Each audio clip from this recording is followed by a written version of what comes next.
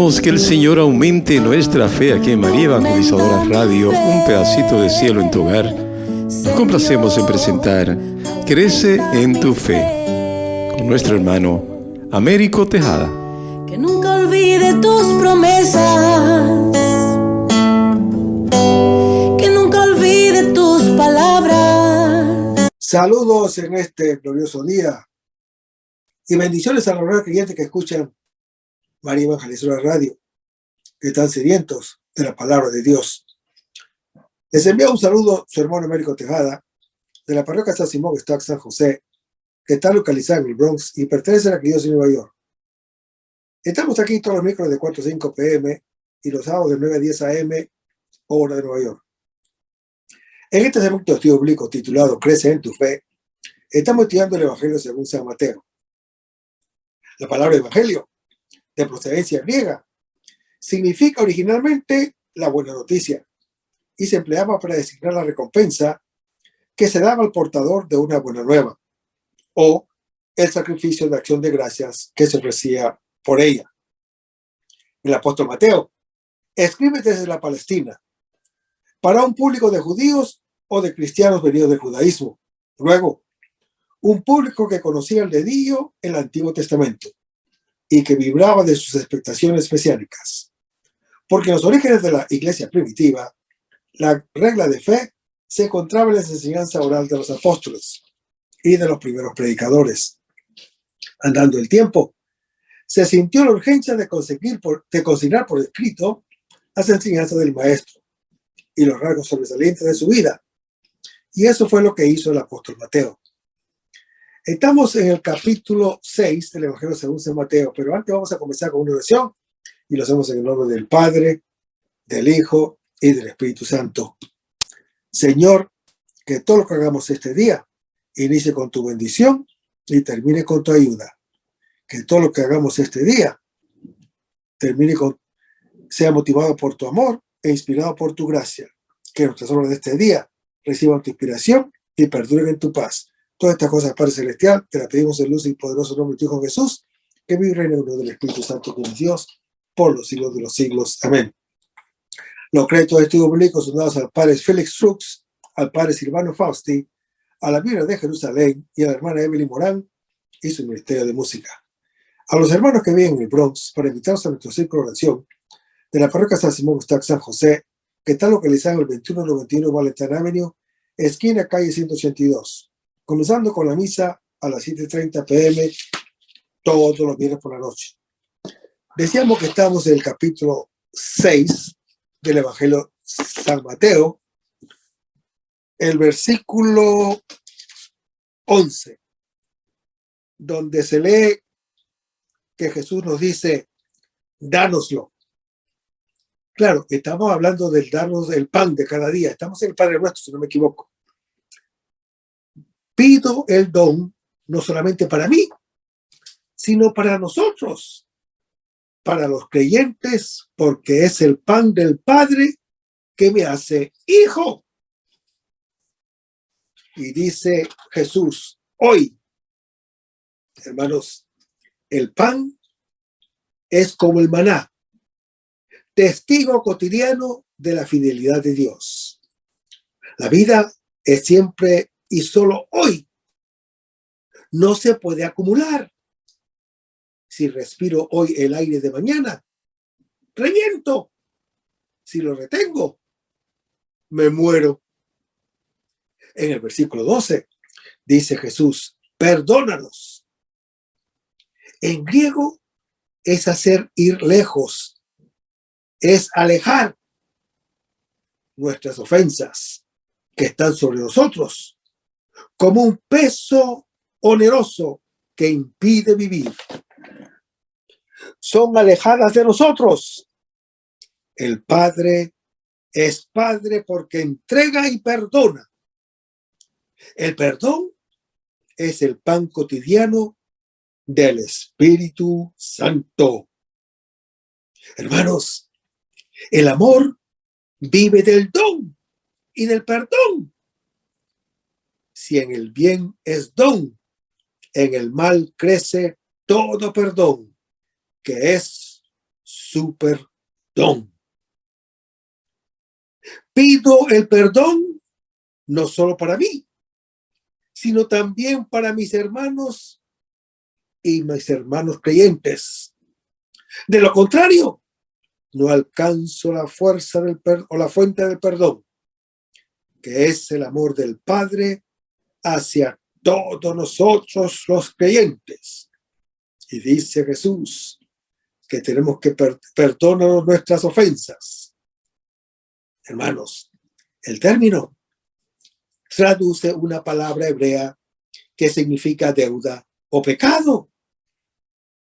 A Dios le debemos todo lo que tenemos y lo que somos. Todo lo recibimos de Él, como dice el apóstol Pablo en su primera epístola a los Corintios, capítulo 4. No se trata de una deuda por restituir. Se trata de un don que hay que acoger y vivir con gratuidad. El pecado consiste en considerar la vida como deuda y no como un don. La salvación es pasar de la lógica de la deuda y de la culpa a la del pecado y del perdón. Y Jesús dice, así como nosotros hemos perdonado a los que nos ofenden. Hermanos, se supone que cuando oramos ante el Padre, ya nos hemos reconciliado con los hermanos. Si no perdono al hermano, no soy hijo. Perdonar al hermano no es un don que le ofrezco, sino que lo recibo de Dios. Al perdonar, recibo el Espíritu del Padre. Por eso, hermano que me escuchas, perdonar es un milagro más grande que resucitar un muerto. Es nacer para la vida inmortal. Y en el versículo 13 leemos, no nos dejes caer en tentación. Hermanos, Dios no tienta y no induce a la tentación, como lo dice Santiago en su capítulo 1. Por el contrario, Él es el que da la fuerza para que no caigamos. Las tentaciones forman parte de nuestro camino. Dios no nos preserva de ellas, pero en ellas nos ayuda para que no sean lugar de derrota, sino lugar de victoria o de perdón si caemos. Y Jesús dice, más libres del mal. El maligno es aquel que quiere dominarnos. Tiene como aliados o aliadas nuestras pasiones y nuestro desorden, con las cuales nos tienta para que caigamos en sus manos y nos quedemos en ellas. La obra de Dios es arrebatarnos de ellas e impedir que volvamos a caer. Hermanos, el pan y el perdón que pedimos al Padre tienen el poder de preservarnos en la tentación y de librarnos del maligno. Y en el versículo 14 leemos, pero si no perdonáis. Estas palabras, colocadas como conclusión, son una verificación para ver si he orado con verdad. Si no perdono al hermano, no reconozco a Dios como Padre y no acepto su perdón para mí. Justo no es el que no peca, porque todos pecamos, sino quien perdona como lo hace el Padre Celestial. Hermanos, el perdón del hermano es visto con énfasis como el lugar en el cual reconozco realmente a Dios como Padre, como está narrado en Lucas capítulo 15. Si no perdono, he orado con falsedad, sin el Espíritu del Padre y sin el Espíritu del Hijo. Pero vayamos a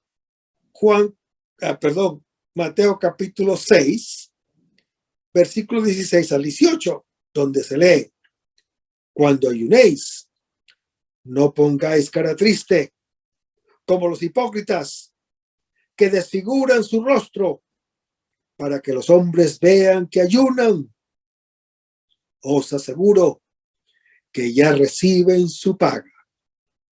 Tú, en cambio, cuando ayunes, perfuma tu cabeza y lávate la cara, para que tu ayuno sea visto no por los hombres, sino por tu Padre que está en lo secreto. Y tu Padre que ve en lo secreto te recompensará. Cuando ayunes, perfuma tu cabeza, dice Jesús. Hermanos, la limosna y la oración que brotan del corazón del Hijo delante del Padre cumplen la justicia excesiva con respecto al otro y a Dios. Por su parte, el ayuno la cumple de este modo. Hace que uno se acepte a sí mismo como hijo y acepte las propias limitaciones como principio de vida. Ayunar es lo contrario de comer. Es vivir. Es lo contrario de vivir, si se puede también usar la palabra. Es señal tanto de luto como de conversión. A menudo se asocia la oración y al estudio de la Torá, como está en Deuteronomio capítulo 8. Si la saciedad obnubila, el hambre hace más agudo el ingenio. La que es voluntaria, además, hace entender que no de solo pan vive el hombre. Hermanos, el ayuno es obligatorio el día de la expiación, en el cual está prohibido comer, está prohibido beber, está prohibido levantarse, está prohibido perfumarse, está prohibido calzar las sandalias y tener relaciones sexuales. Lo dice el Mishnah judío. Además, hermano que me escuchas, además del ayuno público prescrito, existe el privado, que es el de devoción. El fariseo del que habla Jesús en la parábola ayuna 2 veces por semana, como está relatado en Lucas capítulo 18. Las obras superrogativas procuran fama de persona piadosa. Cada uno busca sobresalir tratando de escoger el ámbito en el cual tiene mayores éxitos. No importa si es la religión o el deporte, el arte o la economía, la paz o la guerra, la política o el libertinaje. Todo sirve para ser alguien delante de los otros. El aparecer delante de los ojos de los hombres es el meollo de todo mal, que tiene su raíz en no saber quiénes somos a los ojos de Dios. A Jesús le preguntarán por qué sus discípulos no ayunan en Mateo capítulo 9. responderá que es el tiempo de las bodas, del banquete mesiánico, de la plenitud de vida que Dios ha prometido. Pero ellos también conocen el ayuno, que se hace solamente delante del Padre.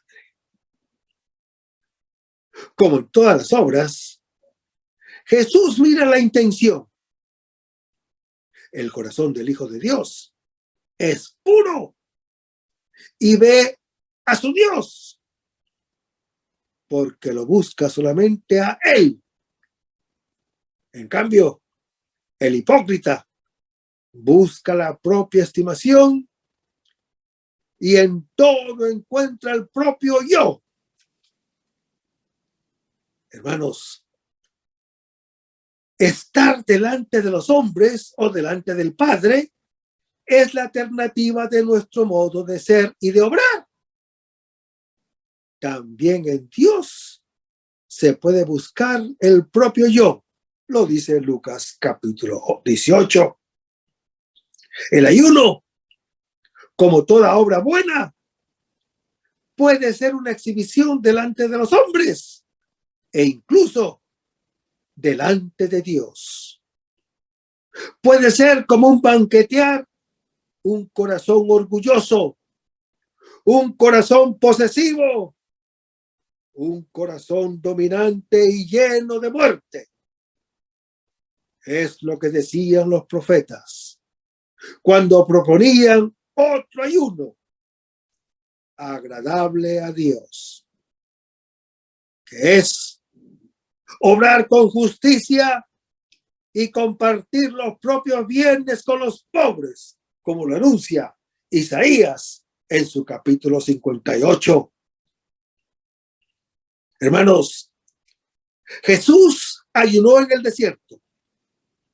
También para él, el hambre fue el lugar de la tentación. La Iglesia Occidental ha atenuado la práctica del ayuno en una sociedad reducida a una boca que todo lo devora, a tubo digestivo que todo lo asimila.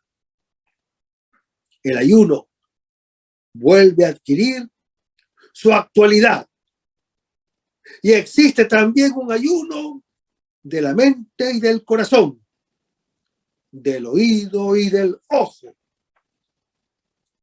En el versículo 16 leemos que Jesús dice: cuando ayunéis, hermanos, comer es alimentar la vida.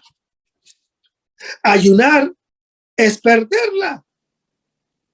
El ayuno tiene muchos aspectos. Concierne las relaciones con el otro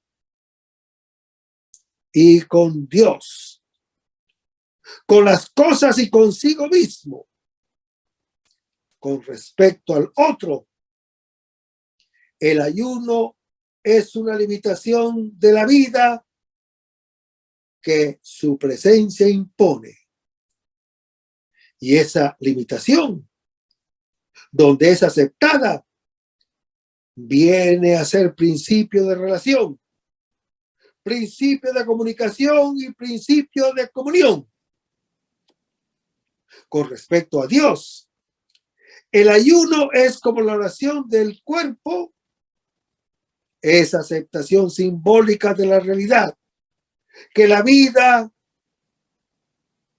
no es el absoluto, y mucho menos el alimento que la mantiene, sino Dios mismo y su palabra. Con respecto a las cosas, hermano que me escuchas, el ayuno es un correlativo necesario para la codicia de poseerlos o de poseerlas. Pueden existir o no existir y no deben vivir con relación al otro y a los otros, no como un fetiche. Con respecto a sí mismo, El ayuno lleva a una relación correcta con la propia vida y la propia muerte. Se acepta lo que hay como un don de Dios y la misma limitación como comunión con Él, principio y fin de todo. Además, hermano que me escuchas, el ayuno es necesario para alcanzar la sobriedad, que consiste en servirse de las cosas en la medida que son útiles para amar a Dios y al prójimo. Lo que no es útil para ese fin sirve para odiar y morir. En nuestra sociedad consumista, que reduce a la persona a un embudo que todo lo absorbe a través de los 5 canales de los sentidos, el ayuno tiene un valor particular.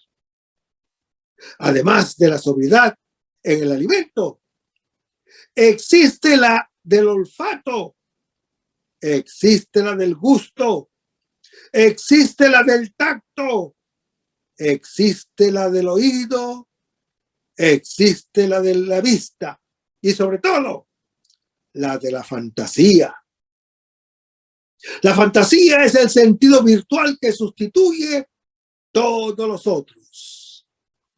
Hermanos, los sentidos son gargantas voraces abiertas insaciablemente hacia todos los objetos. Al animal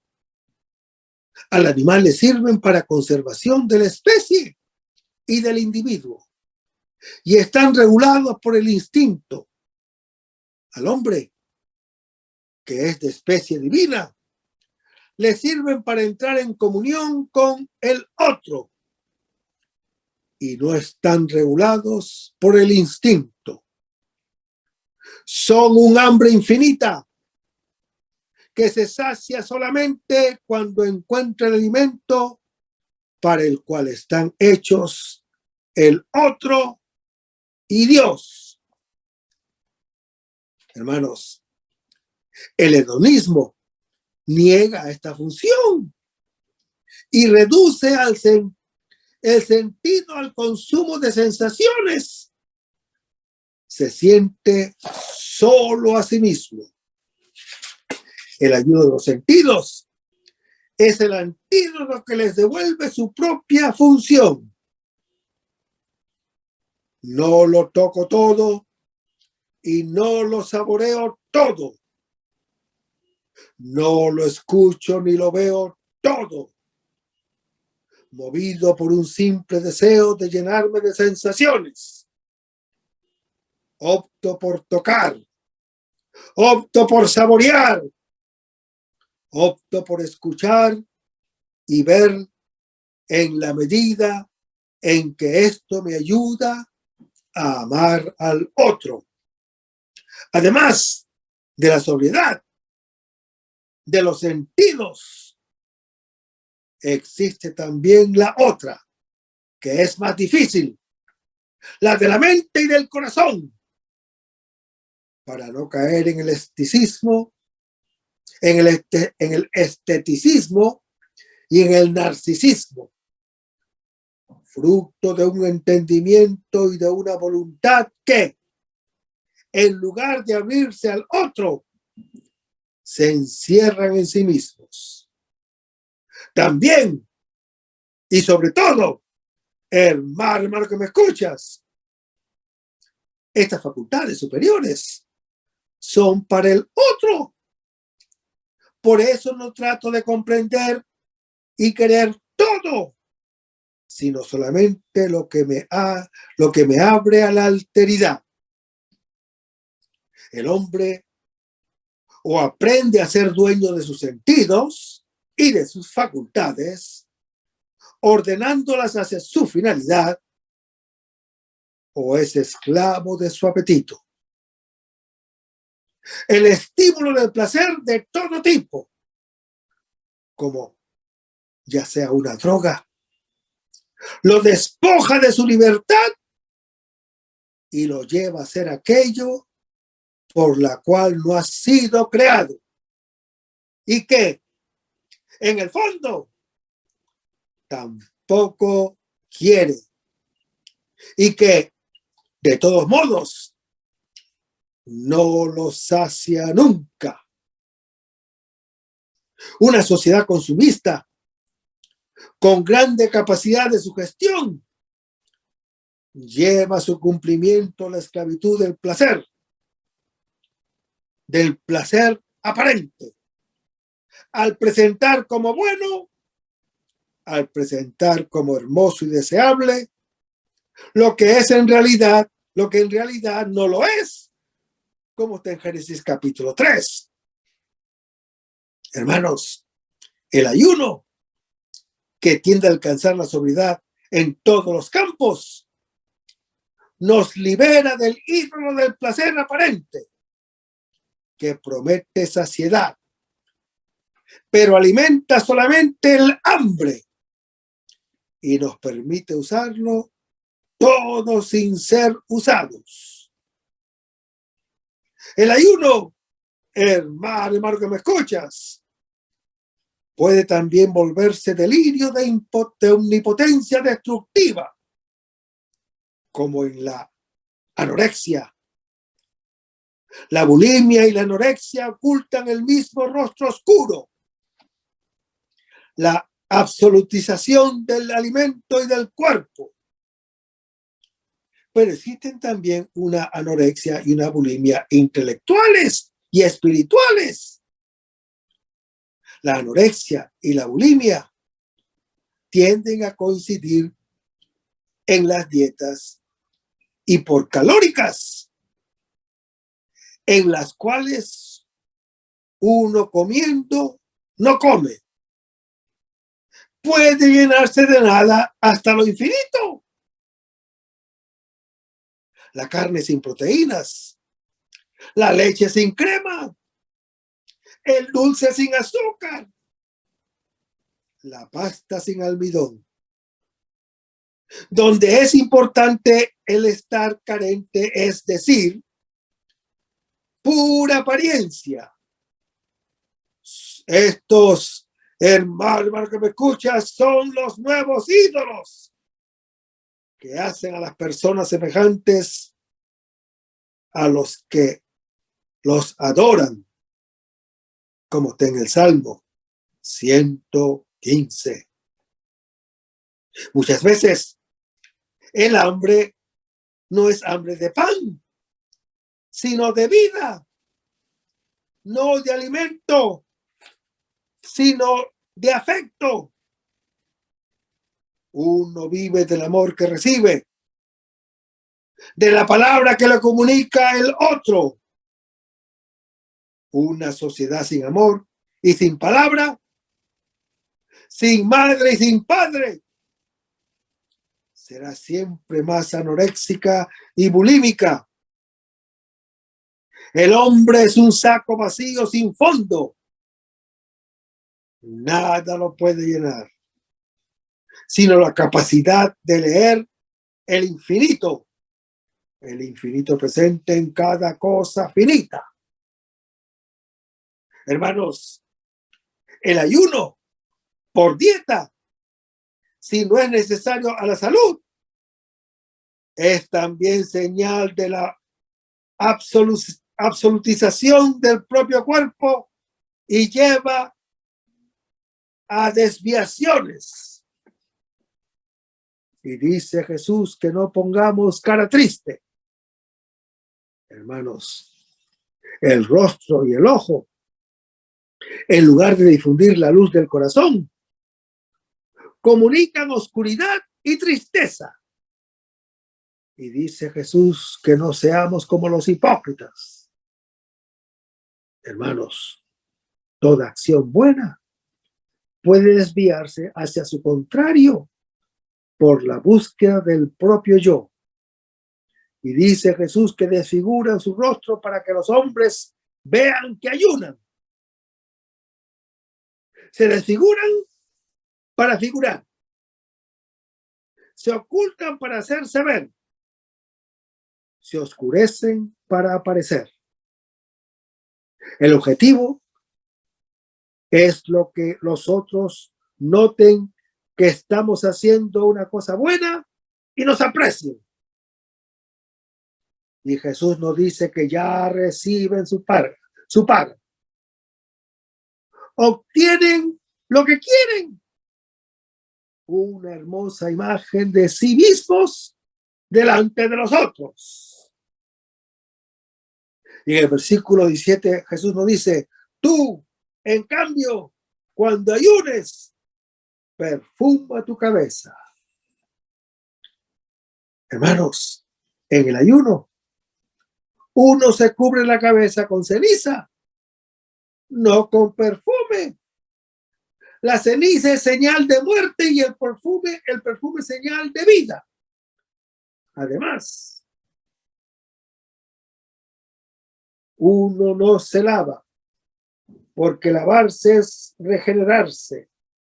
Jesús ordena al discípulo en un ayuno que es perfume de vida y regeneración. Y en el versículo 18 leemos, para que tu ayuno sea visto no por los hombres, sino por tu Padre. Delante de los hombres, recibo la imagen, recibo el ídolo de mi yo. Delante de Dios, recibo mi persona, que es su imagen.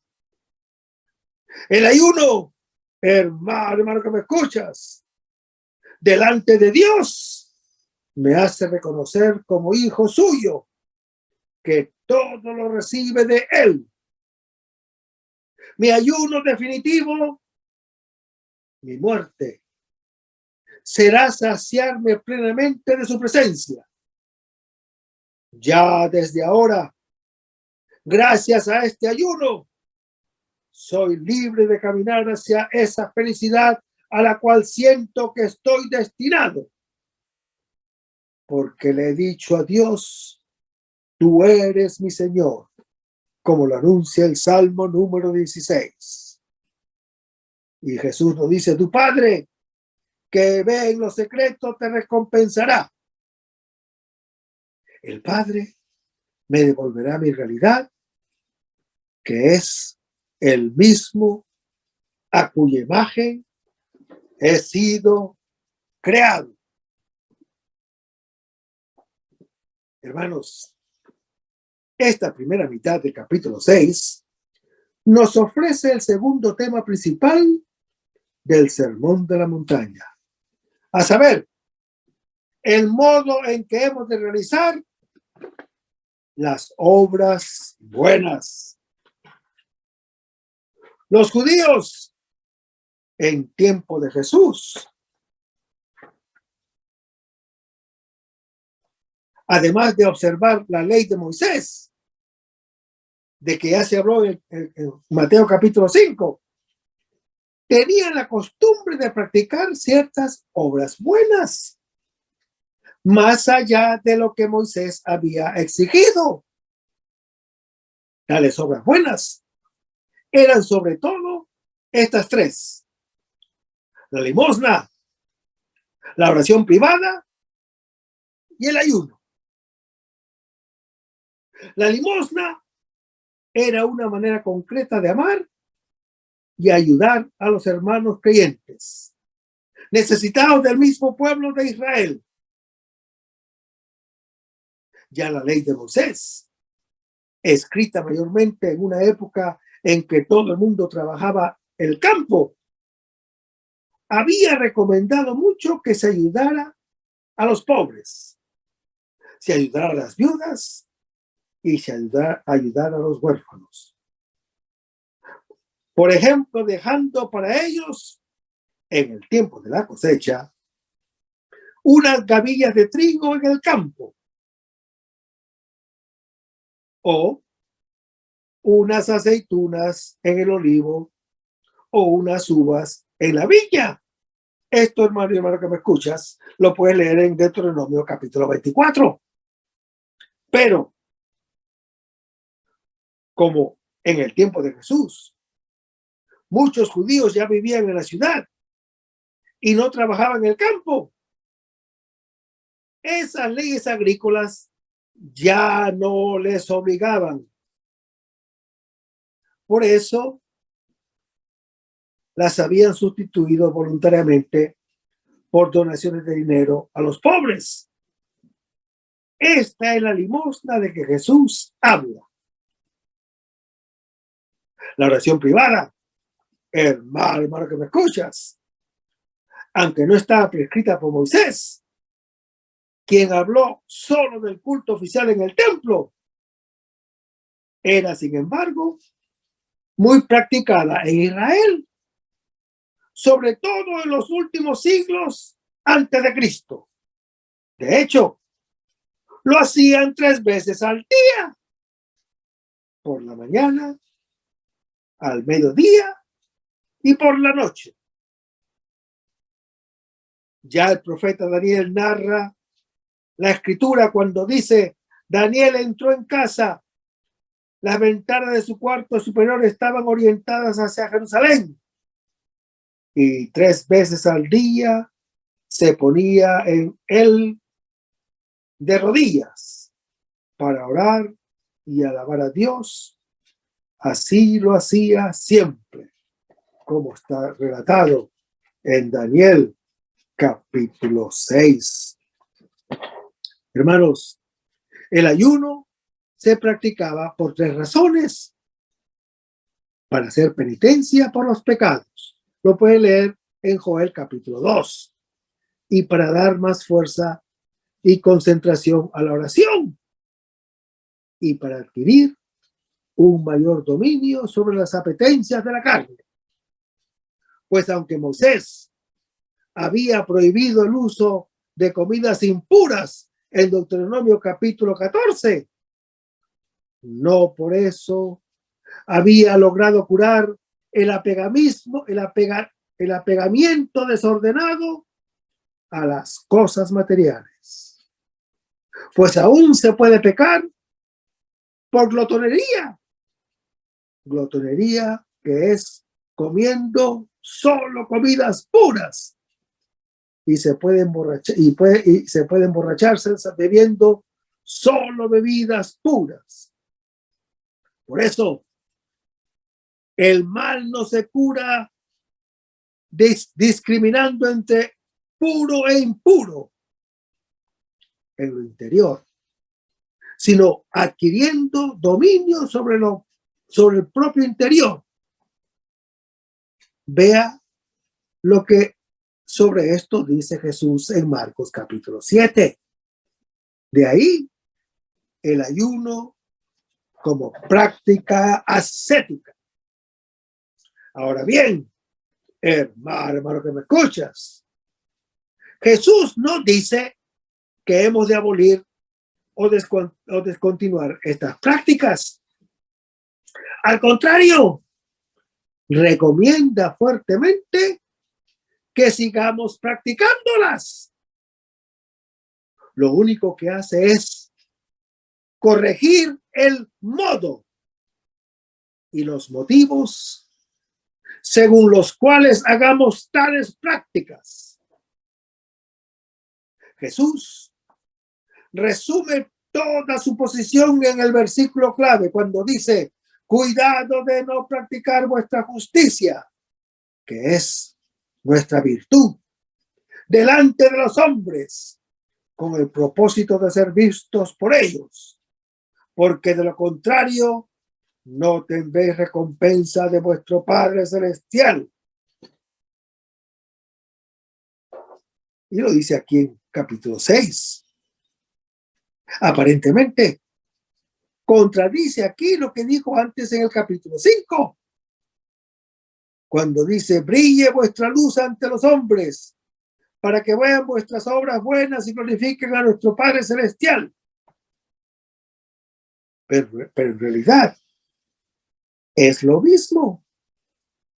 El motivo por qué practicamos el bien ha de ser la gloria de Dios, no la gloria nuestra. Si uno hace el bien, por mucho que trate de ocultarlo, a la larga ha de saberse Lo que importa, hermano que me escuchas, es que se haga con modestia, que se haga con humildad y para agradar a Dios, no para buscar el aplauso de los hombres. Mire lo que dice Jesús. ¡Ay de vosotros cuando los hombres hablen bien de vosotros! Porque de ese modo trataron sus padres a los falsos profetas. En Lucas capítulo 6. Pues los fariseos tenían más interés en el aplauso de los hombres que en la aprobación de Dios. Léanlo en Juan capítulo 5. Lo cual demostraba que su amor por Dios era falso. Peligro para toda persona que trata de cumplir la voluntad de Dios. Más vale ser pecador, pero humilde, que un justo, pero soberbio.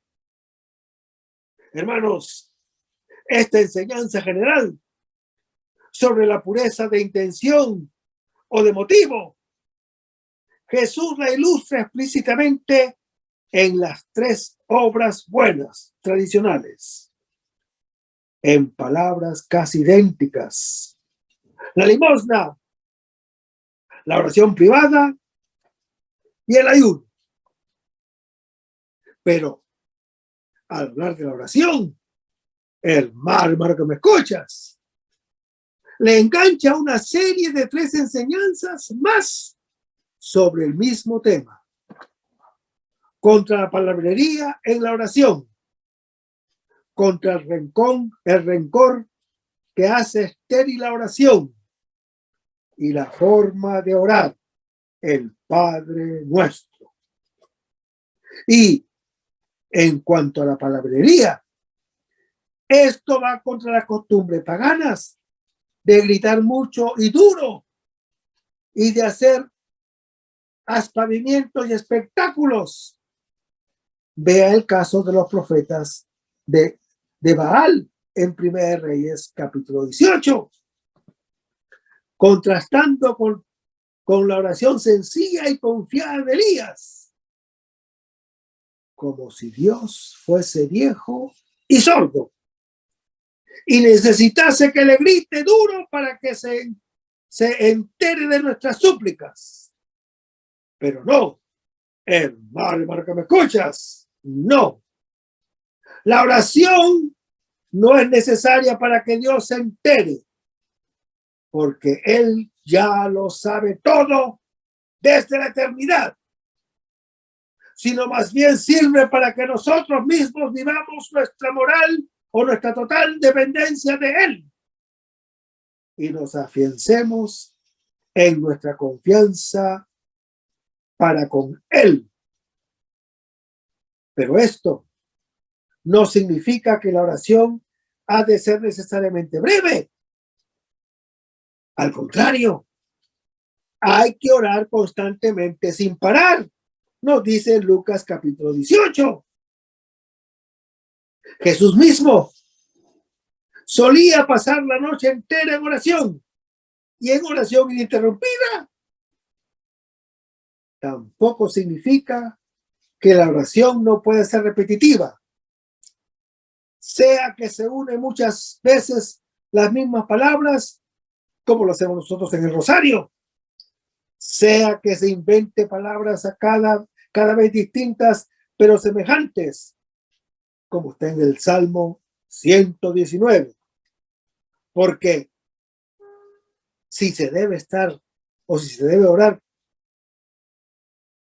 continuamente, no se puede menos que repetir lo mismo, como aquel publicano arrepentido a quien Jesús nos propone, por ejemplo, que en el templo no hacía más que repetir sin cesar: oh Dios, ten piedad de mí, pobre pecador, como lo describe Lucas capítulo 18.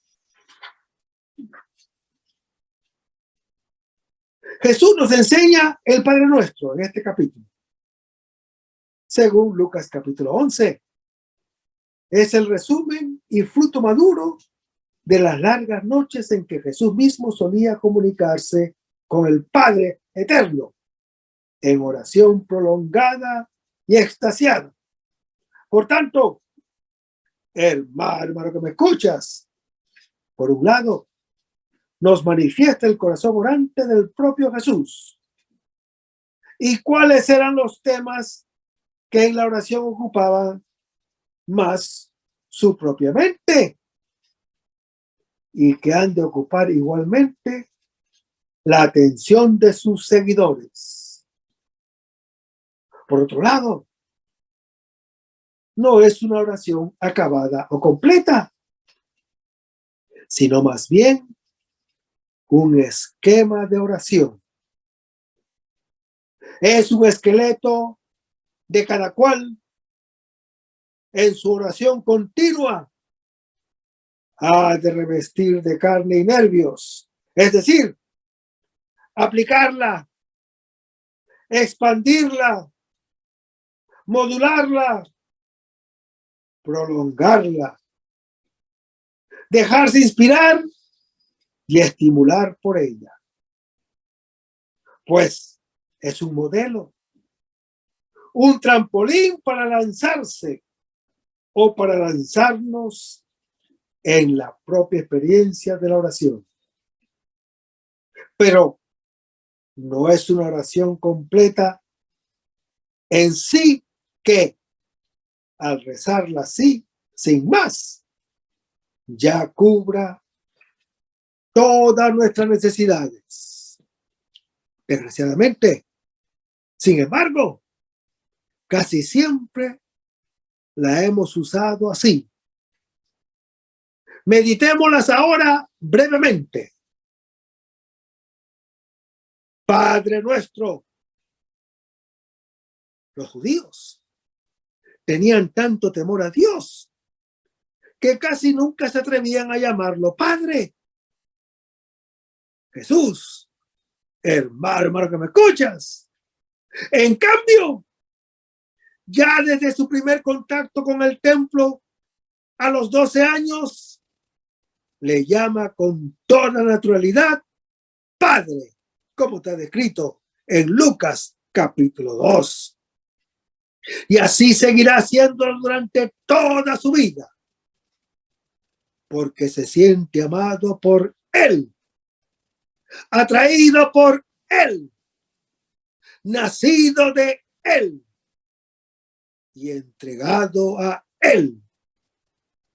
Por eso, hermano que me escuchas, su oración consistía mayormente en ese grito arameo dulce y entrañable cuando dice Abba, Padre, como está en Marcos capítulo 14. Y como su vida es ahora nuestra vida, y su Espíritu Santo de amor al Padre es ahora nuestro resorte interior. Por eso dice el apóstol Pablo que nosotros no hemos recibido un espíritu de esclavos para volver a caer en el temor, sino el espíritu de hijos adoptivos que nos hace exclamar Abba, Padre, como lo anuncia en su epístola a los Romanos, capítulo 8. Pero vayamos a Gálatas, capítulo 4, versículo 6. Hermanos, los judíos no utilizaban el vocablo arameo Abba, nombre familiar con que los niños pequeños se dirigían a sus padres.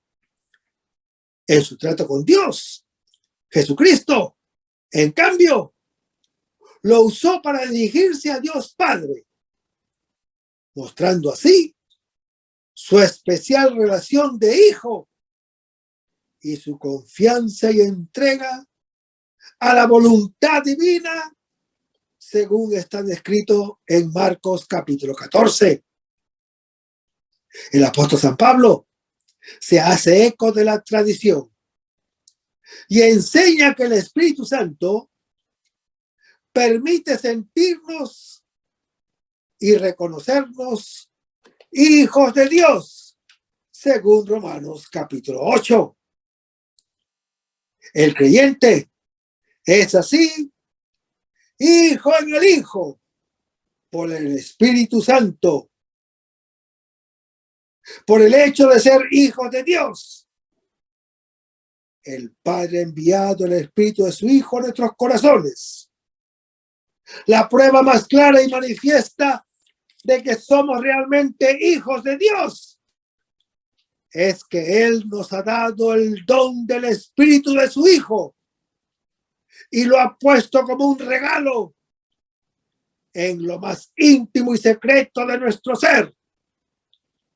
Habitando allí, el Espíritu de Jesús nos hace tener experiencias filiales de Dios, sentirlo como Padre, y nos mueve a dirigirnos a Él. Es espontáneamente, con confianza y amor. Bendito y alabado sea Dios. A la manera como un hijo que se dirige a su padre. El Espíritu Santo mismo gritando dentro de nosotros, Padre, como consecuencia natural de haber pasado de la condición de esclavo a ser hijo de Dios. El creyente adquiere derechos de herencia paterna. El creyente, hermano que me escuchas, como hijo de Dios que es, tiene derecho a heredar las cosas de Dios. Tiene derecho de heredar la riqueza de Dios en unión con Jesús, el Hijo de Dios. Pero ante todo y sobre todo, a heredar al mismo Dios. Pues también nosotros nos sabemos estar bajo el chorro del beneplácito y amor del Padre, igual que Jesús, como está en Mateo capítulo 3. Por eso nos da el derecho de llamarle Padre, aunque de modo algo diverso. Pues mientras Jesús es hijo por naturaleza, nosotros lo somos por adopción. Por eso le llama mi Padre y vuestro Padre en Juan capítulo 20. Pero vayamos a Mateo capítulo 6, versículo 7. Hermanos, las obras de la justicia eran para los judíos la limosna, la oración y el ayuno. Deben cumplirse en secreto, como lo anuncia el profeta Isaías en su capítulo 26. En presencia de Dios solo, con su ejemplo y con su doctrina, Jesús enseña cómo debe ser la oración. Dice que debe ser humilde, sin pretensiones. Debe ser confiada. Debe ser persistente. Debe ser insistente. Debe surgir del corazón más que de los labios. Y debe tener como objeto y como objetivo principal la venida del reino de Dios. Hermanos, la oración enseñada por Jesús es parecida a las oraciones judías de la época, pero su estructura se hace más original. Las tres primeras peticiones se dirigen al Padre, poniéndole la realización de su proyecto salvador, o pidiéndole la realización de su proyecto salvador, presencia de su persona, de su reino y de su voluntad. Las otras piden el afianzamiento de las líneas básicas de la comunidad cristiana y creyente. Comunión de bienes, comunión de vida, comunión de perdón y firmeza en las pruebas para no caer en la apostasía. Y dice Jesús: Padre nuestro que estás en el cielo. Con esto, hermano que me escuchas, Jesús nos indica un lugar, pues Dios está en todas partes por igual. Más allá, más arriba que acá abajo. No más allá, ni más arriba que acá abajo, sino con esto expresa la absoluta trascendencia de Dios, es decir, su majestad y grandeza que pasan infinitamente por encima de nuestra comprensión.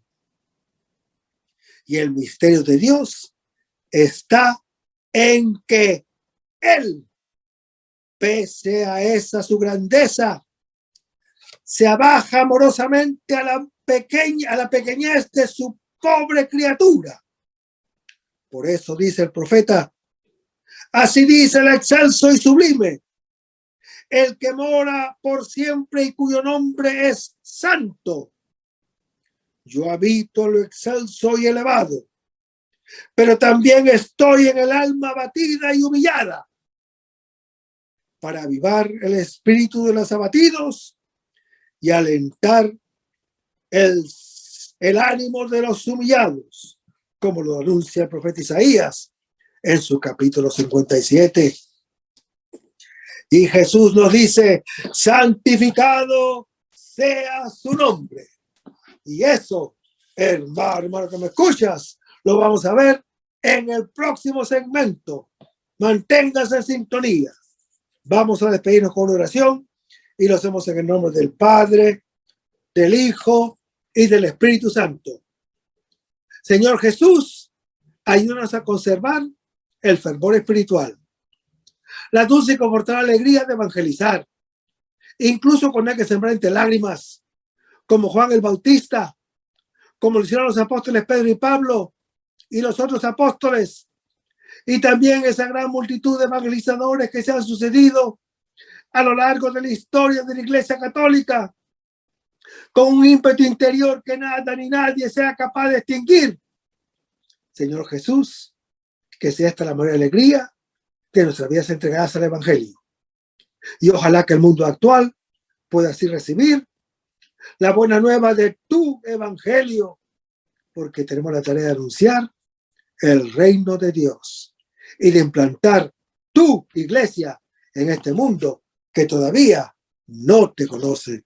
Toda esta cosa, Padre Celestial, te la pedimos en el dulce y poderoso nombre de tu Hijo Jesús, que vive y reina en unión del Espíritu Santo, que eres Dios, por los siglos de los siglos. Amén. Hasta el próximo segmento. Que el Señor nos bendiga.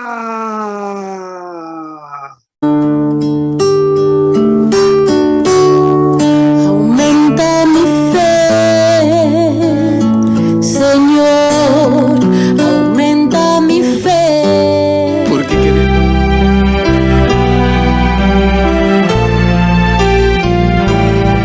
María Evangelizadora Radio, una emisora 100% católica y llega a ti como un pedacito de cielo en tu hogar.